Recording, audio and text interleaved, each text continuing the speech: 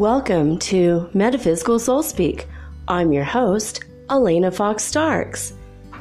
Hey guys, so I was really tired all day. I don't know if you are going through ascension symptoms or awakening. We have a lot of energy coming our way, a lot of things going on the planet. Massive amounts of polar bears have shown up in Russia. They're congregating like as in a polar bear pack because of the loss of their icebergs due to global warming. Ironically, also due to global warming, in Hawaii, they had one of the worst snowstorms in the history of Hawaii. Usually they have snow at 9,000 feet above sea level and higher in altitude. But today it went down to 6,000 feet. The snow line has been lowered by 3,000 feet. So there was a lot of havoc that created. Hawaii's really going through it with the volcano that went off last year for 2.5 months every single day and thousands of people losing their homes. Now, the residents that live in the higher elevations are having to deal with the snowstorm. So please pray for Hawaii and the residents and all the earth changes that they are enduring over there. So I've been paying attention to various channels, which I've talked about over the past couple of weeks. In regards to the ascension and the Schumann resonance coming from the earth. When we are above 40 hertz, that means we're in the fifth dimension. If you could vibrate personally at higher than that, you're in the fifth dimension. I'd venture to guess that most of you listening to this podcast are already there, whether you are consciously aware of it or not. Also, we are having so much energy bombarding us from the sun that it's the resonant hertz frequency is higher than 40 hertz. It's extremely high, in fact, and it is messing with our magnetosphere, and the magnetic North Pole is shifting at an alarming rate, so much so that we now have 3 or 4 magnetic North Poles that are showing up all over the globe. I did mention this a couple weeks ago, but that's where we're going to land today. We're going to start talking about the energy that is bombarding us from the sun. It's pretty interesting stuff. So I'm going to tell you a few facts about the sun at first. And then we are going to go into what happened to me yesterday morning when I tried to meditate in the sun. It's pretty interesting because you know how you can talk to a thing, usually it doesn't talk back? Well, the sun talked back. I had a conversation with the sun. So we're going to cover that as well.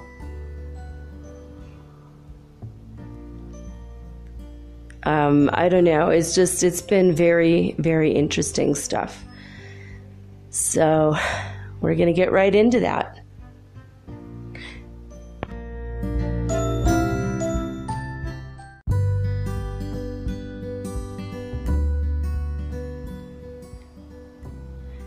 While I was trying to prepare for tonight's episode, a friend of mine that I haven't heard from in about a month, he wrote me and he said, I didn't even know you had a podcast. And I don't know how you've been able to come up with so many topics. It's really interesting, and it's great to hear your voice again. I haven't heard your voice in a while.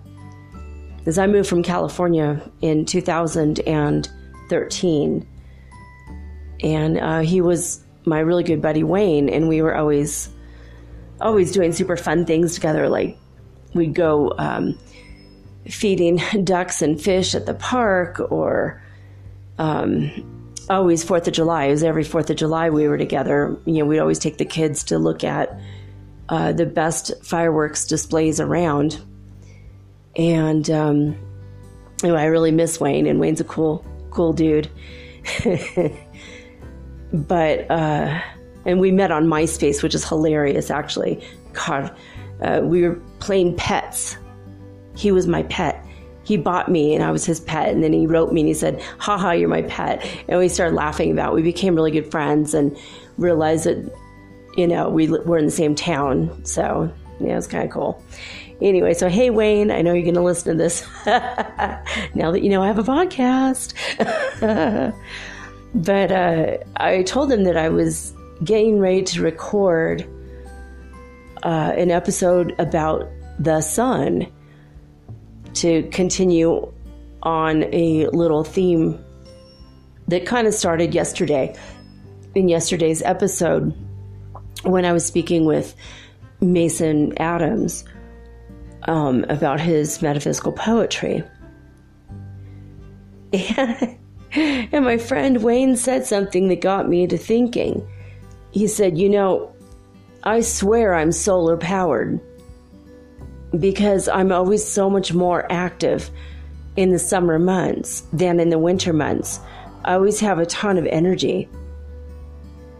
And you can't, and it's true. And I started thinking about that, he does, but not only does Wayne, every one of us, the more that we're out in the sun, we are solar powered, aren't we? I started thinking then about how organic vegetables and fruit, when they're grown and they're not like covered in pesticides, they have the direct energy and light from the sun. And when we eat them, we are imbibing into our body directly and literally light. The energy is transformed into chlorophyll, which basically feeds the plant. That's what makes them green. But that energy is still there. And that also got me to thinking that when you burn wood in the wintertime, you're recreating a sun in your home. And the fire itself, which is also a living being, by the way, which also the sun thereby is a living being, but it's consuming the wood and turning it into ash. But it radiates a warmth that you feel on not just a physical level, but almost a spiritual level. And that radiation of the warmth literally is the radiation of the sun. It's almost like the tree, while it was still a living tree, stored up all this solar energy. And when the tree dies and we chop it into wood, basically in Northern California, in Paradise, where we would buy loads of wood, every year we would buy almond wood. Sometimes we would be able to get citrus wood. That was more rare, but we would burn cherry sometimes, and just different kinds of wood, pine a lot, and just being observant, we noticed that every wood burns differently. Like citrus wood, like from an orange tree, burns extremely hot, and it radiates a little bit different. And almond wood is a cooler burn. It's not very hot. I mean, it's warm. Obviously, it's hot. You'll get burned if you touch any of these fires. It's fire. But almond burns slow and steady. Oak trees burn even longer. Oak wood is the longest burning fire, and it's a nice it's a nice burn. It's warm. But like pine burns extremely fast and extremely hot. And in a way, we're all like trees. We all absorb the energy of the sun at different rates. But when you burn firewood, when you burn it, what happens is it radiates that energy out to you. And it makes us feel good to the core of our being, even in our emotional center. It's very calming, isn't it? To sit in front of a fire. It's romantic. People love it. It's like one of those things. It's like everyone wants to have, a glass of wine and eat, cheese and crackers next to a fireplace in Vail, Colorado. That's like the thing that's in my head, which is hilarious. I've never been to Vail. I've been to Boulder and I've been to Denver, but I haven't been to Vail. But that's kind of like a thing, making love on a bearskin rug in front of a roaring fire. That's like the things that you read about in romantic books or, see in movies. It's because everybody connects to that because it's tactile and visceral and we feel it deep inside our bodies, that energy of the fire. It's so popular that there are programs on Netflix. My kids made fun of me for putting this on, called Fireplace for Your Home. One particularly cold winter in California, and the landlord refused to turn up the heat. And so to make us feel psychologically warmer, I put Fireplace for Your Home on, and it's just literally a fire burning in a fireplace, in a brick fireplace. And my kids were like, Mom, that is the most boring movie. You've done it. Like, I won a contest or something. I was able to find literally the most boring thing on Netflix.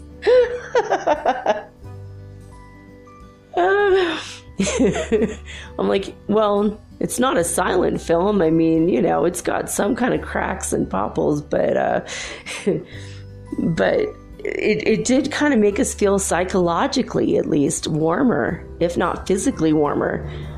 So there's something to it. I mean, even to watch a fire, even on a screen, on YouTube, they have like hundreds of channels of fire on it now because it became very popular.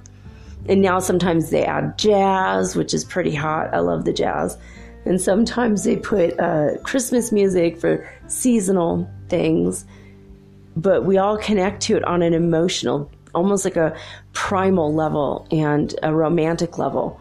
But fire really is, when we create a fire made from wood that absorbs the energy of the sun, it's almost like we're recreating the sun in front of us.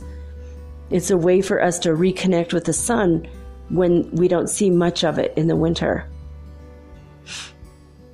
So I was thinking about all this stuff related to the sun. And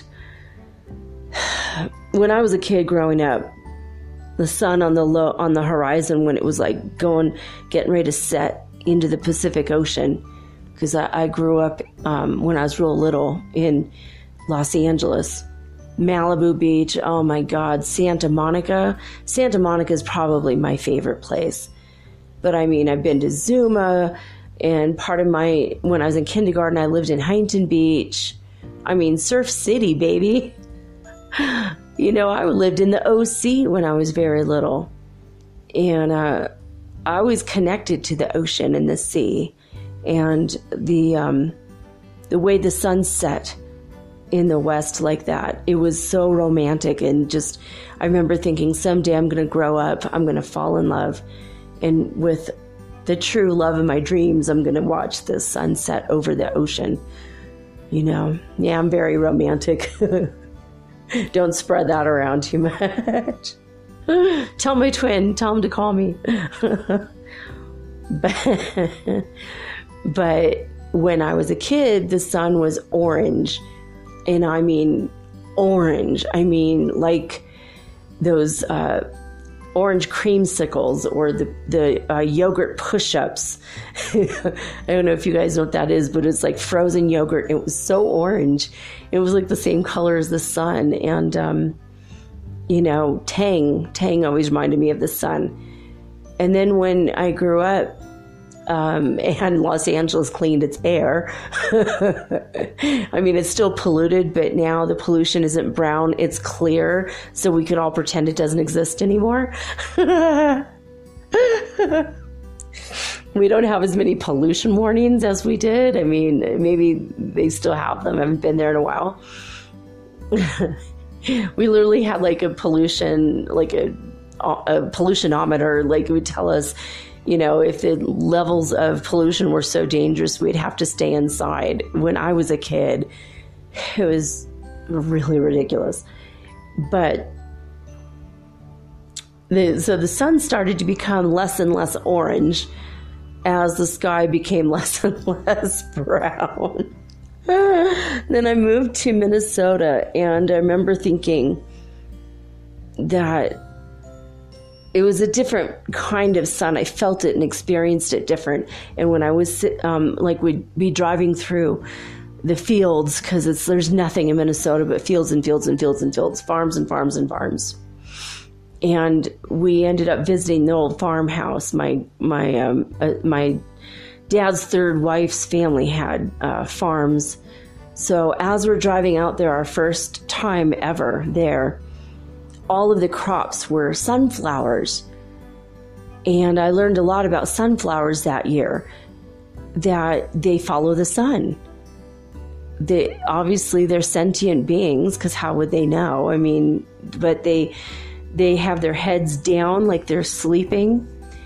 And when the sun comes up, their heads come up, and the flower part opens up more to absorb more energy and rays of the sun.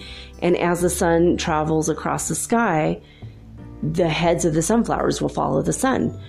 And then when the sun goes down, the heads go down as if they're sleeping. And throughout the nighttime, the heads of the sunflowers slowly turn back towards where the sun again will dawn. At the same time, there were thousands upon thousands upon thousands of orange and black monarch butterflies. Those are butterflies that live longer than any other butterflies. They live up to 8 years. I think some have lived up to 12 years that scientists have studied. And with more and more pesticides being used and Monsanto, you just don't see those anymore. You don't see the monarch butterflies hardly at all anymore. And they were always attracted to the sunflowers. And we all moved to Minnesota, and to my dismay, for the 7 years I lived there, there was never another sunflower planted. It just killed me. I was so excited about every year going out to plant, you know, like where they planted the sunflowers. I could go out and maybe pick some and hang out with the flowers that loved the sun as much as I did. And it just never happened again. And I found out later it's because they only planted sunflowers every 7 years to add nitrogen back into the soil, because the topsoil was being depleted. And so that was like a basic farming practice in northern Minnesota. And the rest of the time it was just boring old sugar beets. And you don't even hardly get to see them do anything. It's just a bunch of green plants, and then they just rototill them up, and that's it. Take them to the plant, turn them into sugar. And that supplies the majority of the Midwest with sugar, because sugar cane is too hard to ship from Hawaii and South America to the Midwest. So they just do it locally. And it's really good sugar. It's, you know, not much different, but, you know, I live in Ecuador, and I get sugar that is so raw, still has rocks and dirt in it sometimes. But it's really good. It tastes caramely. It's almost like a butterscotch flavor. So I prefer that, because I'm more into the natural organic thing. But plants experience the sun in different ways, and some plants don't like the sun much, and some like it more. And Just like people, plants can be fickle with where they will grow. And people absorb the energy of the sun at different rates. I started to say that a bit ago. I am a redhead, so in 10 minutes, I can absorb enough sun that, because I will transmute that energy rapidly and store it rapidly, because my skin is very delicate and I can burn easily. But people that don't burn as easily can take like a long time, like up to 30 minutes, to absorb the same amount that I can absorb in 5. So, a lot of people that are out in the sun a lot will get a lot of skin damage. They'll put tons and tons of that sunscreen on, trying to avoid getting cancer.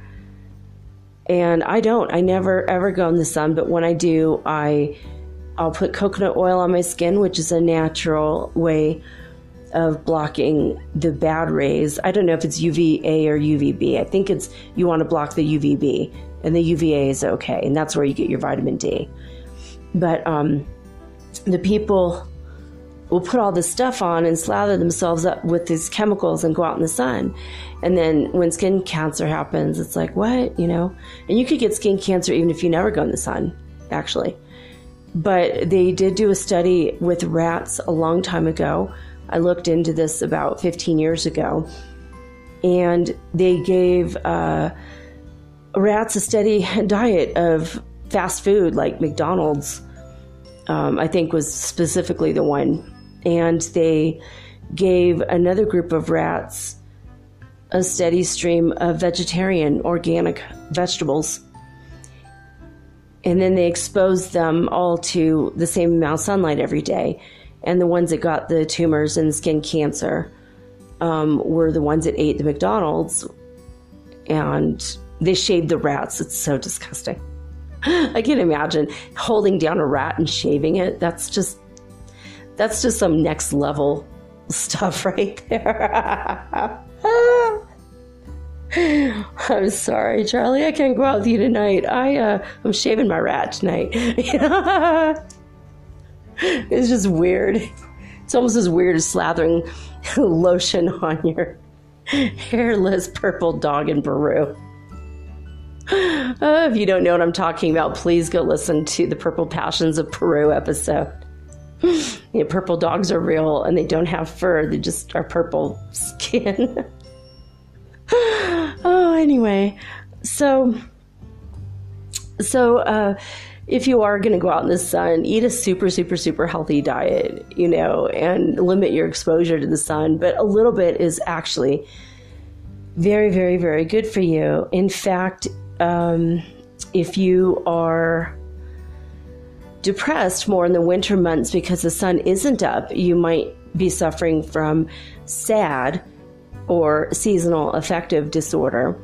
And they do have lights that will mimic the positive UV rays that you get normally from the sun. And that does tend to make people perk up a little more. That it's healthier, because when you're stuck inside and you've got light bulbs that don't give out the same rays that the sun do, you could get kind of depressed.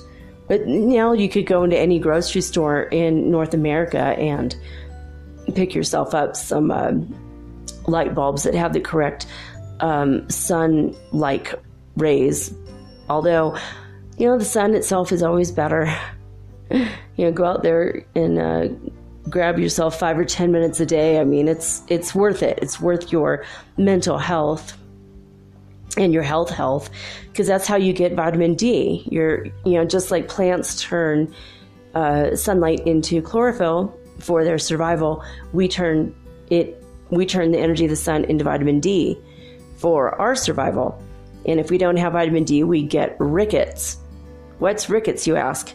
Honestly, I don't know. You have to look it up. When I hear the word rickets, I think of Tiny Tim in A Christmas Carol, and he's like hobbling along with a little cane, and he's just a tiny little boy.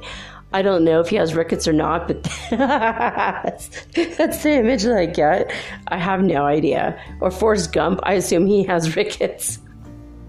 You know, in the beginning when his friend is yelling, "Run, Forrest, run!" And then he's running and the braces on his legs break off and they leave his body and he's free of whatever disease he had. I always assume it was rickets. I don't even know what the heck he had, but I don't know what rickets are. You got to look it up. I just know that vitamin D is super, super good for you. And there are ways you can get it. You can buy a supplement. You could drink milk. Most people don't drink milk anymore. But if you do, it has vitamin D in it. If it's the enhanced version. But I don't know if it's adequate enough. I don't know if our bodies absorb it the way that, we do when we're out in the sun, which is more natural. Some people... I'm not saying that I agree with this entirely, but some people do practice breatharians, the breatharianisms. I don't know. Wait, they're breatharians, and they practice breatharianism. So they don't eat anymore. They just get their nutrition from the sun. But in order to do that, you have to live in a place where the air is pure and there's no pollution, and you've got an absolute clear shot to the level horizon, and you have to be up right when the sun comes up, and you stare directly into the sun for 3 minutes or something, and no more than that. And you have to, what did they say? You have to breathe a certain way, meditate a certain way. You have to have a special diet. Well, that is your diet, so never mind. But you have to drink a certain kind of water, and you have to meditate constantly. And if you don't do it correctly, you're going to die. And there's a lot of cemeteries out there that have breatharianism people in them. A lot of people have died from this, because most people don't know how to do it, or they don't have, they'll have the sun coming at them from a 35-degree angle, and they think that's when the sun just got up, but the sun's already been up for hours. It's just that, they got a hill next to their house or something. It's a very specialized practice that's only available to people with the right landscape and the lack of pollution levels and all kinds of factors. So don't do it. Don't be a breatharian. For me, it just seems kind of lame. Gain a little bit of nutrition from the sun. Yeah, sure. Also, you know what? Chicken Parmesan can be nice. If you don't eat meat, baked ziti can be nice with a nice red wine,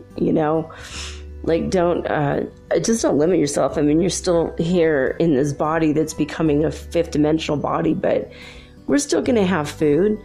Enjoy it while you have it. I mean, when we're in the seventh dimension, we're not going to be able to taste it. So, when we get to heaven, or ninth dimension, because I think heaven moved. As we move, I think heaven goes, as above, so below, as below, so above. So, let's see here. So, I'm looking at my notes here. There's something I didn't say yet, but about 15 to 20 years ago, I heard Art Bell interview somebody. I think it was Richard Hoagland, but don't hold me to it because I can't remember the person who's interviewing. Might have been Stan Deo, possibly. Anyway, I think it was Richard Hoagland, and he said that NASA had determined that our sun went from a hydrogen sun to a helium sun, and that is why it is no longer orange. That's why it lightened up. It became a pale yellow. Now, I don't know about you guys, but when I look at the sun, the majority of the time, even low on the horizon, it's white, like bright white. It doesn't feel like the same old sun from when I was a kid. And dare I say, from my timeline and from my planet Earth. I mean, there are many times I believe that we have been all jumped over to another planet because I'm not getting into it tonight, but I will go into the Mandela effect eventually. And a lot of people believe that our world blew up in 2012 and there was World War III destroyed everything, and that we were moved immediately over to another planet, and we were made to forget that happened. And sometimes I look outside and I swear to God, we have two suns, one right behind the other, one smaller, but it's the same. And there's days when the sun goes down, and I'm looking at this going, wait a minute, we got two suns. Because why is the sun going over there and it's also going over there? It seems to, and then there's times when they're going down together. So I don't know. There are other people who have noticed this. You could look it up on YouTube. It's crazy. Like, do we really have the same sun? And if so, why is there another ball of fire near it? We have another star. The sun really is a star, and it seems like we got two. And the Hopis did prophesy that we were going to have the blue star Kachina come to be with us to herald in the end of days. But that sun's supposed to be blue, which means it would be a new sun. The newer stars in the sky that are the babies, the babies of the universe are blue, and they're hotter and brighter. The red suns are cooler and warmer, much, much older. Our sun is an ancient sun. And it ended up turning more and more white. And I'm thinking, if it went from hydrogen to helium, does that mean it could go on down the line and become lithium next? That is the next element on the periodic table. Can you imagine if we had a lithium sun? Already the sun prevents depression. Lithium is a drug that they give to people with serious depression. If we had a lithium sun, maybe we would never have depression again. Maybe that would just be the cure. Now, the sun gives off light, and the light that it gives off, well, it's just light. It's just normal light. So there's something that you ought to know if you don't know, that light itself, when it's studied by scientists, they've observed that we all imagine it was just a ray. It's a wave. It's a ray. I don't know. It is what it is. It's just light, You can't really touch it. It's not really a material item, and yet we can see it. But then when scientists started to study it, they noticed that not only is it a ray, it's a particle. It's a wave and a particle. So packets of light, pockets of it, if you could just pinpoint it and capture it, it would be a physical object. But it's also at the same time. So sunlight is very magical because it's two things at once like that. And even though it seems like scientists just discovered this in the past 20 to 30 years, maybe past 50 years, I don't remember when. I remember in college, like 20 years ago, they told me that they knew this. So, it might have been 50 years or more. But the ancients, they already knew it, especially the mystics and the artists, because the way that the artists used to draw the sun, and go back and look at super old paintings, you're going to see this and you could go, oh my God. The sun rays that were drawn in old art, it shows it's a particle and a wave, and the way it shows it is there are some rays that are straight and angular, and then every other one is very wavy. Think about it. You're going to see it when you think about it, when you go back and look, and you're going to go, oh my God. I've seen some compass roses drawn like this as well. And that's always to show you the sun, even though, and sailors have used the position of the sun to know where they're going. And natives have long time used the position of the sun to know what time of day it is. The early clocks were sundials that depended on the sun to show you what time it is. I could walk outside. I taught my kids when they're really young. I could walk outside and tell them what time is it. And they're like, how do you know? I'm like, well, look where the sun is in the sky. You get used to it. You're going to understand how to do it. You'll never need a watch again. Which is good because you could get an all over tan, not if you're not wearing a watch on your arm. Except it's a requirement if you're a farmer. You have to wear short sleeve shirts so you get a farmer's tan. That is absolutely a requirement. It's a badge of honor in the farming belt. So the sun obviously is important. If we didn't have sun, we wouldn't have life. The sun can kill germs. If you have something that's moldy and wet and you wash it, you put it out in the sun to dry, it will literally kill the germs. You can bake cookies in the sun. I went to a friend's house who baked cookies in the sun with a solar power oven that took like 8 hours. And I'm like, aren't you worried the eggs are going to go bad in the cookie before the cookie is made? He's all, oh, I didn't think about that.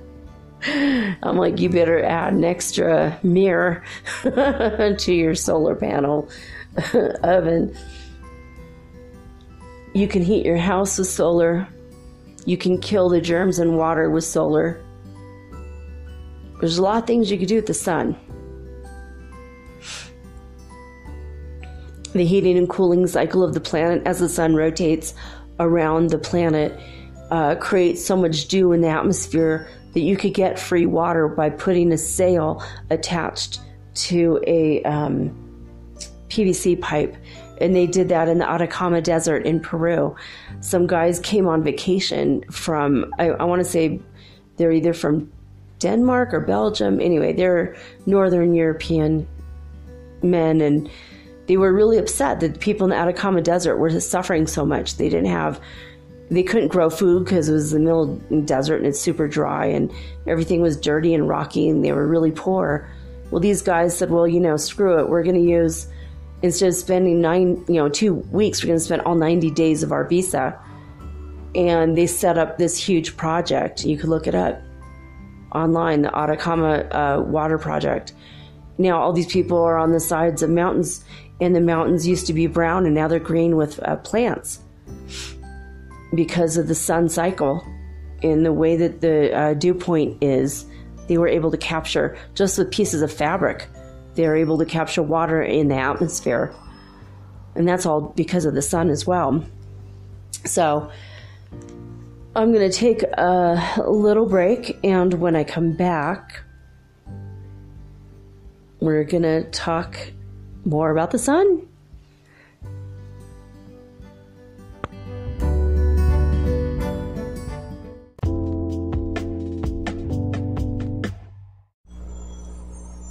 Hey you, have you ever thought about having your own podcast like me?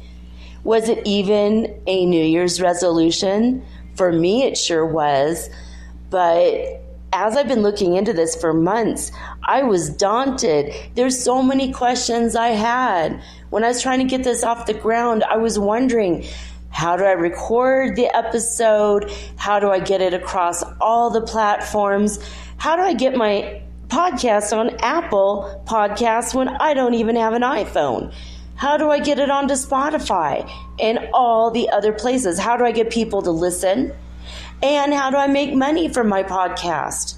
How do I edit it? Oh my God, I had all these questions, and I was so confused until I discovered the simple answer is Anchor. Anchor is a one-stop shop for recording, hosting, and distributing your podcast. Best of all, it's 100% free, and it is ridiculously easy to use. And now Anchor can match you with great sponsors too, so you can get paid to podcast. All you need to do is record it. You don't have to go out and look for people to advertise on your show. They help you. So basically what I like about podcasting is I don't have to have a video of myself. You don't know if my hair is dirty or if I'm still in my pajamas or even if I'm wearing makeup. Haha. And it's so easy. I could do this from the comfort of my own home in my living room using this amazing app right from my cell phone. So easy, right? So if you've always wanted to start your own podcast and make money, by the way, doing it, please go to anchor.fm/start. That is anchor.fm/start to join me and the diverse community of podcasters that are already using Anchor. Again, that's anchor.fm/start. I can't wait to hear your podcast, and I can't wait to favorite you. Woohoo! Let's be broadcast podcast buddies. I'll see you there.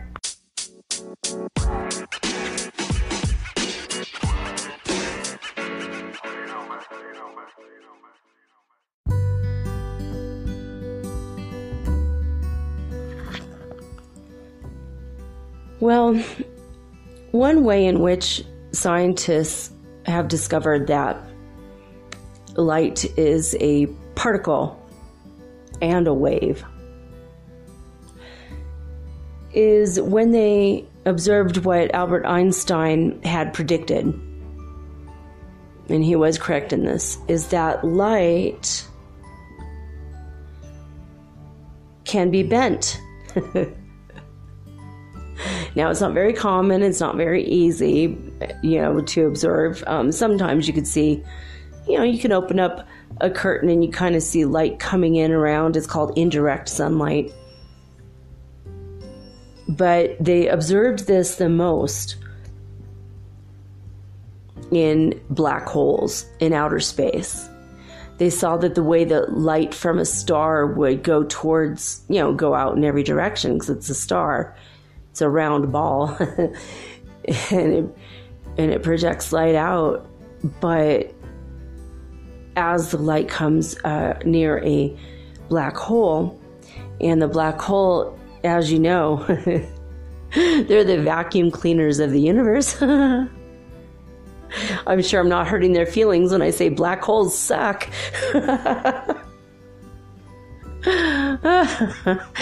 And they suck everything around them into them because their gravitational force field is so intensely high that they just pull everything inside of them. It's the ultimate hug, if you will. Ultimate and final. But the scientists have observed that as light is nearing a black hole, it starts to bend and twist as it goes into the black hole. And it would only do that if it's a particle, not just a wave. And light travels, generally speaking, at 186,000, I think it's meters per second, kilometers per second, sorry. It's pretty fast. But I think when there's gravitational anomalies, possibly time anomalies, I think that it might travel at a different rate. It's pretty crazy. We are 93 million miles from the sun. In case you're wondering, 9 and 3, those are sacred numbers. 963 is a Tesla number that's sacred. It's a sacred frequency, which you could play for yourself on your Rife app that I told you about on my Rife episode. It'd probably drive you crazy, but it would also raise your vibration. So use earplugs if you do that. So basically, over the past couple weeks, I have heard from a couple sources that the race known as the Pleiadians, now this is the non-scientific part because we don't really have a way to prove it as of yet, that this is true, or these people exist, or that this is happening. So this is a little bit where, we have to go on faith, or we believe it or we don't. But the Pleiadians are helping us in our ascension. And there's been a lot of people that have been able to connect with them and, consciously project their consciousness out and meet in the same timeline, the Pleiadians' consciousness, and have a conversation. Some people channel them, some people just, telepath with them. Well, a couple channels have been saying that the Pleiadians are directing enormous waves of light from the grand central sun directly into our sun, and our sun is a huge portal.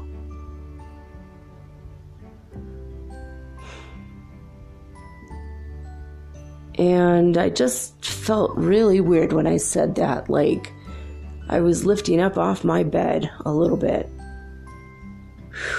It also felt like it might have been an earthquake, so I'll keep you guys posted.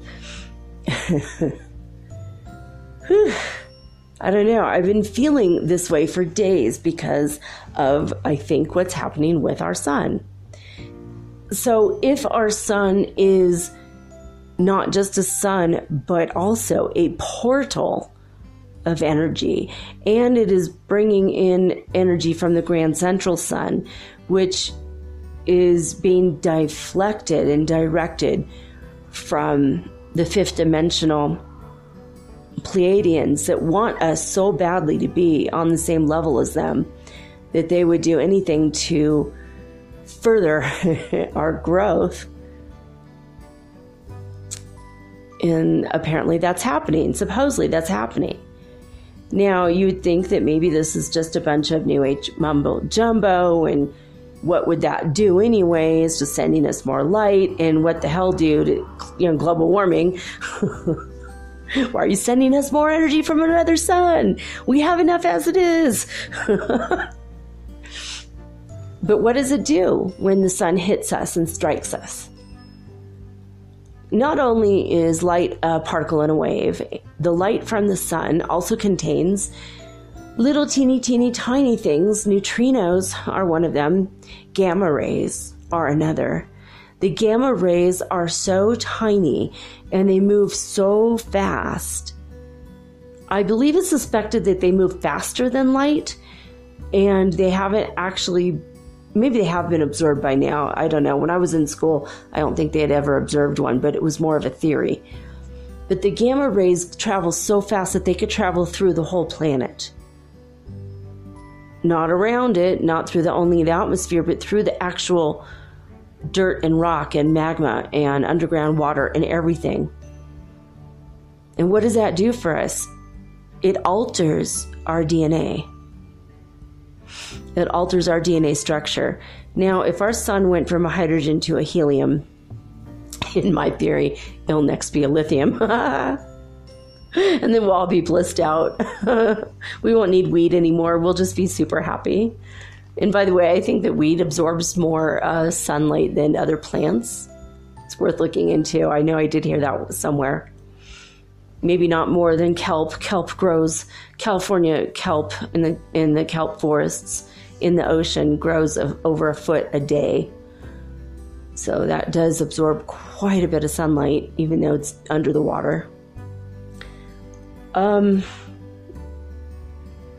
So what does this mean to us? I mean, if we're getting extra light and tons of extra gamma rays bombarding us, it's bound to make us tired, lethargic, have ascension symptoms. And that's what's happening. So because I heard all this past week. I heard that if you are out in the sun, and specifically meditating in the sun, and more specifically actually asking and taking the energy into your body on purpose through your prayers and meditations and visualizations, you're going to evolve much more rapidly. And when you're evolving, what does that mean? What's happening? So, I did want to say something else I forgot to say earlier. We used to have a soft spot on top of our heads, like babies do now, but ours was much thinner and it was always there. And a lot of lizards, especially in the desert, well, I guess that's where you mostly find lizards, are in the desert, so that was a dumb thing to say. But the lizards have a pale membrane on top of their head, even now, and it's a genetic throwback to when all creatures had this. Humans had this. This is why babies are born with this as well, the fontanelle on top of their head. And then their bones grow and they fuse together and create the sutures in the bones. But we used to have above our pineal gland that, because the atmosphere was so thick we couldn't see, the levels of oxygen were so rich and the air itself was nutrient dense. And the way we had to absorb the sun, in ancient days, going back probably beyond cavemen, was we would have like this thin membrane barely covering that part of our brain so that the light can go into it and we would be able to see with our third eye and absorb the light through our pineal gland. Another reason why the pineal is so important. I might even do a whole show on that, or all the glands in your head that actually have spiritual significance in addition to, physical body significance. Because, see, everything is connected and everything is layers, and there's layers upon layers upon layers. In the Bible, Jesus said, in my Father's house are many mansions. He didn't mean that God's house is so big you could fit a bunch of other houses in it. That's not what he meant. I think he was referring to the dimensions. And all the dimensions are related to our chakras. It's all related. It's all interconnected. So because I've been hearing about all this stuff, if you want to just embrace it and be a warrior of the light, you're going to go out and face it head on. You're going to accept it. That's what I was thinking. Yeah, but I hate going outside. And I live 3 stories up and I broke my leg. I have metal rod in my leg, or 4 metal rods in my leg. Hold my foot onto my leg, actually. I'm not going to be running a marathon anytime soon, but I can walk all right. I'm good. I could go out dancing for hours. I'm good. But I don't like going up and down stairs. So I was up all night a couple nights ago, and I just thought I might as well push it 2 more hours and watch a sunrise. Because I hadn't been out in the sun in a while. They need my vitamin D. So I opened up my window and my curtain, because glass actually will block the rays of light that will sunburn you. The UV, is it UVA or UVB? Ugh, I always get mixed up. Anyway, the rays that are bad for your skin are blocked by your windows in your car and windows in your house, because glass blocks that, which is ironic. I didn't know that. It's also ironic that glass works the way it is, because it's like melted sand. So when I found that out, it's like a liquid in a suspended state, and that's why over 100 to 200 years it becomes weighty glass, because it's liquid that's oozed down. If you ever go to a 150-year-old house, notice that the glass is really thick at the bottom and thin at the top, because it's a liquid in an almost suspended form. And because of gravity, it is pulled. Anyway, it's just a whole nother thing. Yeah, you're getting a lifetime of weird facts that I have gathered in this show. So all of my knowledge is being departed, or, imparted, deported. Well, anyway, you're getting all my knowledge. It's all going to eventually come out. So anyway, I decided I'm going to stare into the sun, and there's a hill, so it's not a direct horizon eyesight. So I knew, don't do it too long. And as I'm standing there, I was thinking about my friend John, who said, I'm trying to get over my fear of staring directly into the sun, which I said yesterday in my interview with Mason. So anyway, I opened my windows and I just stood there in my pajamas, hoping that no one's going to see me. Usually no one looks up. It's really weird. You can stare at people all you want and they're never going to look up. It's really rare that someone will look up at you. So anyway, I was staring directly into the sun for just a few seconds, and then I closed my eyes and I addressed the sun telepathically. And I said, I want you to transform me because I want to ascend. And no sooner did I think that I was filled with so much light on the inside of my body and in my head that my spine vibrated so much, and it went throughout all of my whole nervous system, and I was shaking, and I became lighter.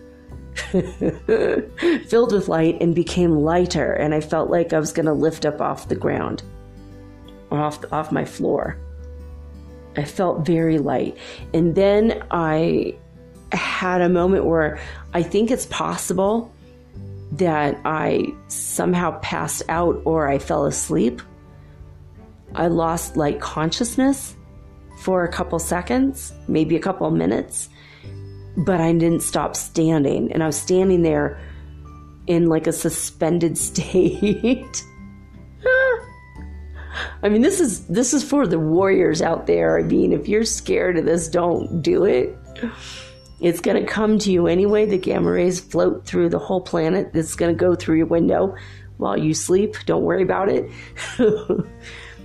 But I don't know how to. I had a spiritual experience, an intense, powerful, all-consuming experience, and I kind of like passed out. And all of a sudden I like fell asleep or something. But I didn't fall. I just stood there. Then I like woke up, like it came to, and I was like, whoa.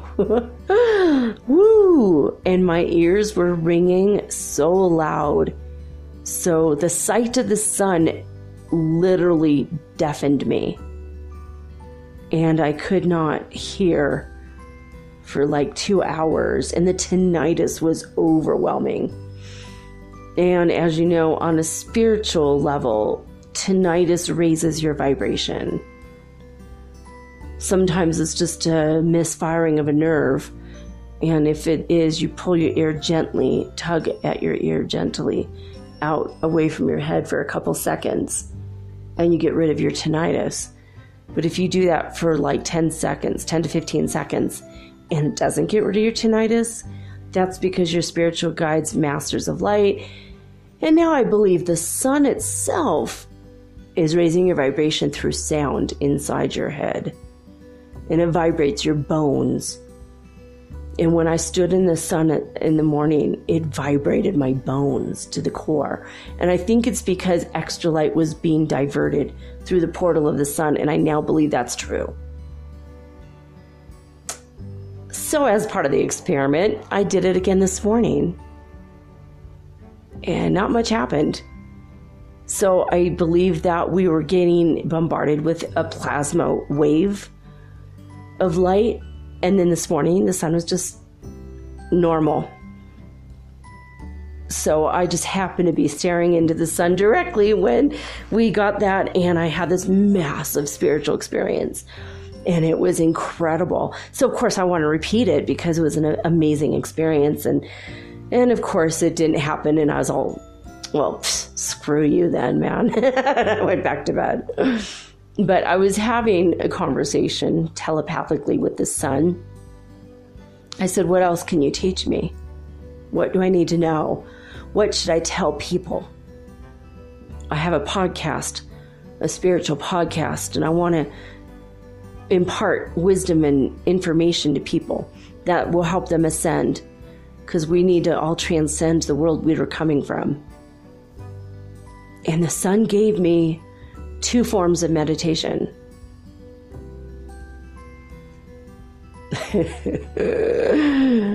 And I learned a few things as well about the sun. Grandfather Sun himself gave me a couple messages for you guys.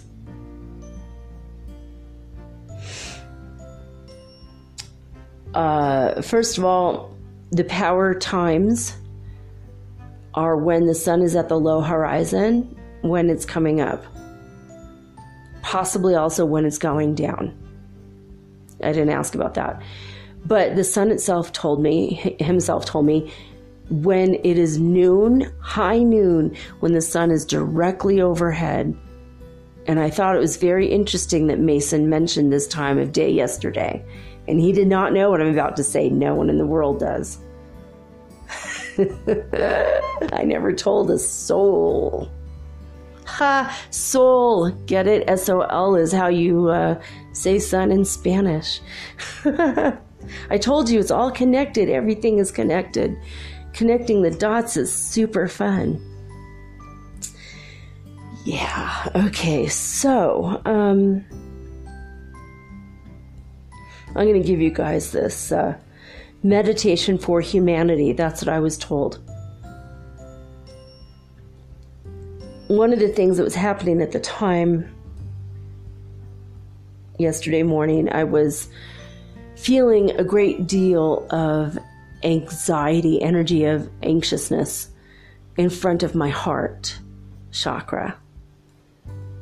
I kept trying. I have a meditation I'm going to give you on another day, given to me by a new interdimensional being who has joined my spiritual medical team. In fact, I'm probably going to do a show on that as well. So we'll cover that later. But I had done the exercise. I'd done all the exercises I knew to get rid of my own anxiety. And then I realized, because I am an empath and I'm a magnet for people's crap sometimes, and I've been doing my mirror techniques so that I'm reflecting and deflecting back from everybody in my life now, except for my children and my twin flame. So one of these 3 people, or 4 people if you want to count my future son-in-law to be, one of these 4, because I think I'm taking his stuff on as well. In fact, I know I am. So one of these 4 people are having severe anxiety. And I thought, well, the sun can burn up other things. Why not anxiety? And I asked the sun, can you please burn up the anxiety that's in front of my heart chakra right now? And the sun said, no, because it's not yours, and it's not yours to ask. The person it comes from has to ask for it. Well, I don't feel like sending this back to my children or my twin. So I'm still kind of stuck with this anxiety until I can heal it completely.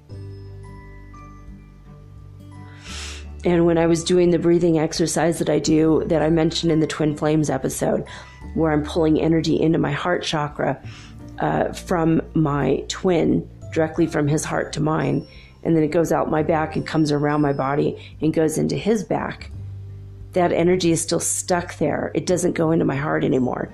The sun has sealed my heart chakra off from receiving anyone else's negativity or anxiety, and I can no longer take it into my body. If it's my own anxiety, it is in my body, but if it's someone else's, it remains on the outside of my heart chakra now. Very interesting, right? So the way in which I'm experiencing my empathic connection with others has changed in the past few days. So that was one thing that the sun told me, that I cannot legally, I suppose, or I don't know, it is not right for me to ask for somebody else's. Everyone must take responsibility now. We're growing up, and we can't take on other people's responsibilities. They have to do it themselves. They have to ask themselves, and unless they ask, we can't do. Even in the White Witch of West Virginia episode I just did last Saturday, Grandma Marion said that, didn't she? She said, don't take on other people's stuff unless they specifically ask. Don't help them unless they ask for help. So I don't know. I'm putting all of this stuff together in the way that as an INTJ can do. This is how I'm doing it. So I asked the sun, what do I do? How do I, should I take your light into my crown chakra and pull it down through my body? And the sun said, no. And I'm going to give you the best meditation that he gave me, and it's amazing. So basically, this is what you do. When you're standing in the sun, whether you're staring at it low on the horizon when it's coming up at dawn or at dusk, or you can do this at noon when it's straight up in the sky above your head directly. That one I recommend probably will be better. You imagine that the sun is hitting the top of your head and spilling over as if it's liquid light. And it's going around you in every direction, spilling solid and exactly the same, uniformly, around all of your whole body, like almost like the shape of an egg in a force field around you. And imagine that white, hot, golden light is pouring all around you from the top of your head, spilling outwardly. And then you breathe in, and as you breathe in, absorb it through the chakras of your feet, breathe it in all the way up through your body, up through your spine, and it connects with your own Kundalini energy, which we'll go over on another day. And that's a whole nother hour and a half topic. So that you pull the energy as you breathe, and then you blow out your negativity or anxiety or anything that your negative thoughts, just blow it out. And then as you breathe, you pull it up, pull it up, pull it up. You pull it up until it reaches your crown chakra, and then it flies out of you in every direction as if you are a fountain, or it's like a blowhole on top of a whale. How it goes out in every direction. Okay, that's the other image that I'm getting right now. No reason we can't have fun during this stuff. Oh, God. So basically, you're pulling the energy from your feet chakras up and pushing it out, and it goes back down like the magnetosphere of the planet. And it just keeps going out and around, and you're gathering light from the sun that hits the top of your head. Now, if you want to get a little fancy, what the sun told me today is after you're used to doing that and you're spouting out this light everywhere into a circular loop around your body, like the magnetosphere of the earth, after you get fancy and it's coming out of your crown chakra and going back down into your feet and out your crown and blah, blah, blah.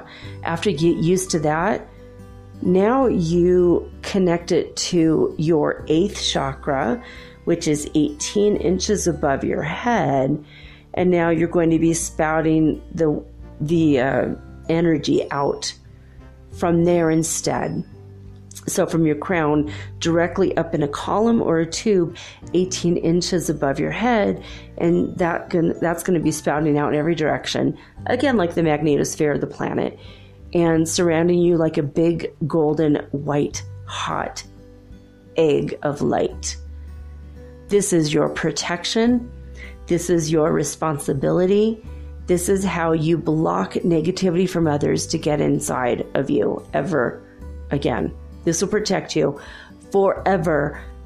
So says the sun. That's what the sun told me. And as we progress more and more and more, we will probably figure out more of what to do with the sun. Now, the other thing is, and this is so fun, the sun gave me another thing, because when I said about the anxiety, and the sun said, well, I'm not going to take care of anyone else's anxiety. So I think I'm going to have to push this to the outside of my golden egg and let it somehow dissipate on its own. But the other thing that the sun said, but he will be more than willing to take care of your anxiety by as you breathe. So like I do with my twin flame, you do this directly with the sun himself. So if you're not a twin, you're still going to do this exercise. The sun brings to you, but you don't have to reciprocate. This is a one-way street. So the energy from the sun goes directly into your heart chakra. And when you breathe in, it pulls in your light, and you keep your eyes closed because you're going to imagine and visualize this, but at the same time, it's going to be literally happening. It's going to go in through your heart and just fill you up. And it starts by filling up the top part of your container, i.e. your physical body. And it's going to go up and up and up and fill in your arms all the way down to your fingertips and probably out your hand chakras and all the way up, up, up, up, up through your chest and your sinuses in your head and your ears and your throat. We're all going through a lot of ears and throat and third eye chakra stuff right now as a collective whole. That is where a lot of the energy. I've noticed that the hand chakras in the center of our hands, where we would get stigmata if we were going to get that is the place. Well, I've noticed that I've had a lot of activity in the past week there. My chakras are gaining an upgrade. All right, so keep that in mind. If you feel like there's bugs or something crawling on you, is your Kundalini energy and your energy chakra upgrades, the energy centers of your body. And there's several little ones throughout your body, in addition to your 7 main ones and your other 5 chakras that each relate to the 12 dimensions are now starting to come online. We are upgrading. This is human 2.0. That's what's happening. So anyway, to continue the meditation, you pull in the energy of the sun, you pull it up, up, up through your head, you pull it down through your arms, and then it goes down through the rest of your body. When I started to do that, I had another episode as if I was getting ready to pass out. I felt blasted and bombarded with so much powerful light from the sun. Again, a second time that morning, yesterday morning, I felt like I was going to take off. I'm just going to fly around my room now. Thank God I have a ceiling, or I just fly off the planet. That's what I felt like. I didn't leave. I didn't levitate yet, but when it happens, boy, am I going to I'm going to be so excited. I can't wait to tell you. It's going to be really weird. I know it's happening. It's going to happen. I have a feeling we're all getting ready. I feel like my Merkaba is being built. Oh, another thing. Now, last night, I was attempting to connect to the sun again, and I said, "So what's about the Merkaba?" Because I've read that we're building it, and I thought that we were building it. I don't know. I'm thinking like piece by piece, plank by plank, but the planks are like see-through, like plexiglass was the visualization I had, and it was, because they're kind of like a see-through. It's almost like Wonder Woman's invisible plane. But it's shaped like the Star of David, and part of it is rotating in one direction, and the other part is rotating in the other direction. And I heard somewhere that men and women rotate at opposite directions, and somehow, I don't know, and somehow we're supposed to fit together better. I don't know. I thought it might be some false information, because a lot of light workers aren't 100% clear. Some are and some aren't, and we all have our filters. We all have our personalities and our filters and our ideas and our preconceived notions. So you have to take all the information from us with a grain of salt. And also for you, it might be slightly different, because we're all slightly different. So I'm giving you the best information I possibly can. But what the sun told me is you build your Merkaba in your heart chakra first. And that's why it's so important for the rotating wheel of the heart, and chakra is like a rotating wheel. You have to forgive everything. And that gets rid of the dross and the junk that's around your heart chakra. Forgive yourself, and that heals the lower chakras. Let go of your grief, and that heals your upper chakras. Remember the body syndromes episode I did.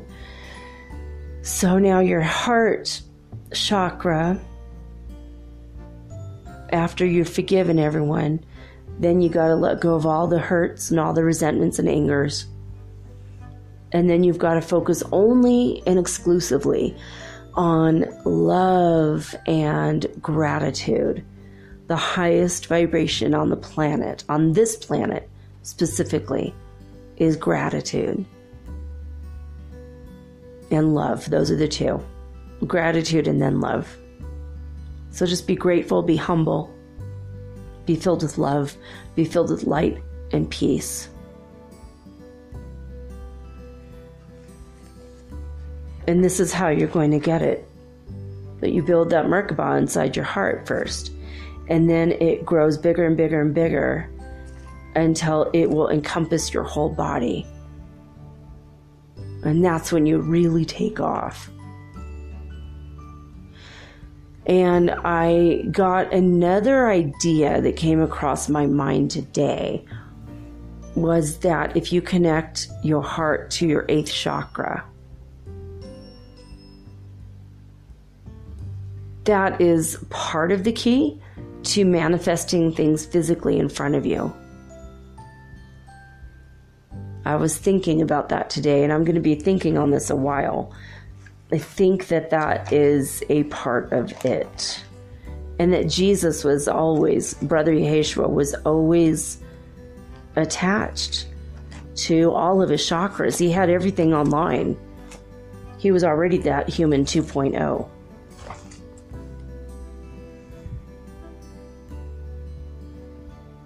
So, I don't know. I mean, I think it's all pretty interesting, isn't it?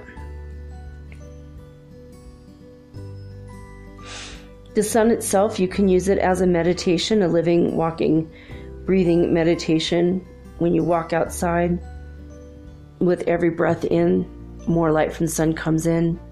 With every breath out, darkness from your negative experiences is out. And if you're clear completely, you're just gonna, just be breathing out toxins in your body until that's clear. The deeper you breathe and the more deliberately you breathe, by the way, the more you will get rid of toxins. I went to a breath meditation workshop, many years ago. And it was 4 hours the first night and 2 12-hour days. So 52 hours. In 52 hours, that's all we did was breathe. And we breathed in different ways. It was a Kriya Yoga workshop with,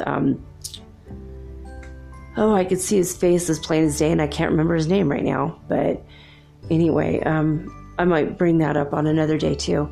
If you ever get a chance to go to a free breathing workshop, Kriya Yoga breathing, I recommend it. I lost 10 pounds in 3 days, 2.5 days, just from breathing. Because that's one way you could get rid of toxins really rapidly. So if you're a kind of person that just can't fast, or you're diabetic and you can't juice fast because of the way that there's not a lot of protein, that's another way to do it. A better way maybe.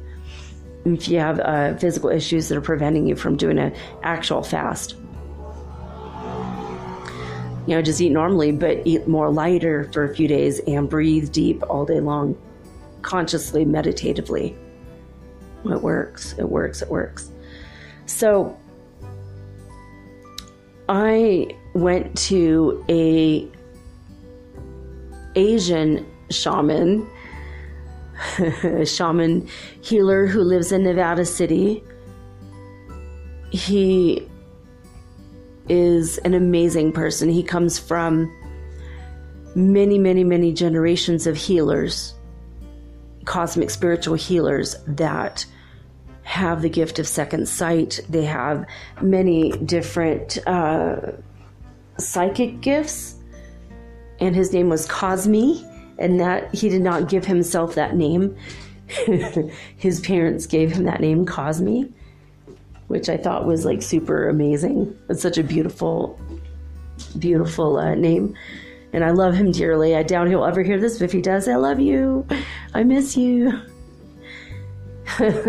He has a bed from John of God. He got permission to build it, and he built it. And so there's one in Nevada City. You can't go see John of God anymore. He's in jail. I did mention that about a week and a half ago. But so Cosme told me something beautiful about the sun that you can do. If you have L rods for dowsing, and you have them in your hands, and you hold them in front of your heart chakra, and if you're not in alignment with the one will, or there's something going on emotionally, and you hold them in front of your heart chakra, the dowsing rods will cross into an X. Especially if you're down on yourself, or you're feeling depressed or sad or even suicidal, or you're questioning and doubting, it will cross into an X. Now, if you go out into the sunlight and you absorb the energy of the sun, and he told me you start from your head and pull it in through your body, but the sun told us the other way. So pull it in through your heart and expand it out. That's what the sun wants you to do now. Or you could do the golden egg of light also, but I say pull it in from the sun to your heart chakra, expand, fill your whole vessel, your body, and then expand it out until you've reached the whole planet, or the whole galaxy, or even the universe, or all the universes, because there's probably more than one, right? I'd venture a guess there's 12, at least. And then what you do is you again take up the L rods and hold them in front of your heart chakra, and they will open wide open, because now your heart chakra is open. It's a very easy way to tell. And you can make your own, or you could order them for like $3 or something, $5 on eBay. It's really easy. Because people make L rods all the time, and there's instructional videos, I'm sure, on YouTube to make copper L rods. It's how people, water witches, it's how they find water. They find wells. It's also another way you could heal waterways near you. All kinds of cool things. And the copper has been used to create storms. I did talk about that with Wilhelm Reich and Organite episode. So when you do that, you're using the sun to open up your heart chakra. I have a sneaking suspicion you can use the sunlight to open up all of your chakras. And what Cosme told me is it will burn up all your negative emotions. And I've had the direct experience that it's true. So no matter how you decide to use the power of the sun, whether it's eating nutritionally rich food with high in antioxidants and high in chlorophyll, such as spirulina or wheatgrass powder, however you decide, or even just burning a fire in your fireplace, always be aware of the energy of the sun and the healing powers and effect it can have on you. And with that, I am signing off with peace and joy and the high vibes of the holy fifth dimension. Until next time, guys.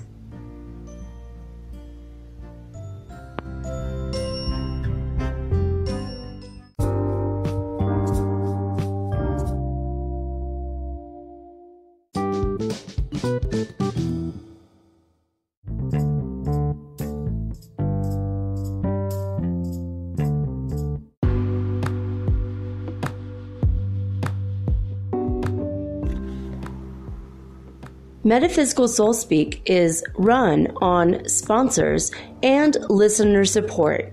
This means listeners like you. If you are so inclined to support my efforts and my little podcast, please visit me at anchor.fm/metaphysical and pledge an amount of your choosing today. Thank you.